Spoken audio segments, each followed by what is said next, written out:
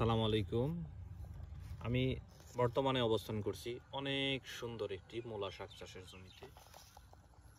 মূলা শাক একটি অত্যন্ত জনপ্রিয় শাক, আমরা কম বেশি সবাই পছন্দ করে থাকি।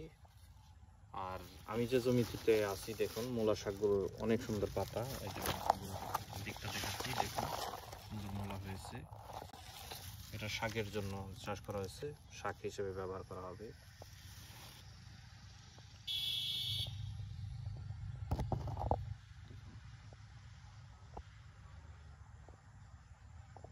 পাতাগুলো বেশ সুন্দর।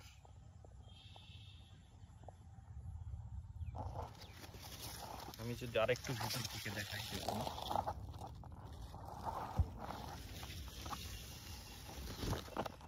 তো ধন্যবাদ সবাইকে যারা ধৈর্য ধরে আমার এই ভিডিওটি উপভোগ করলেন।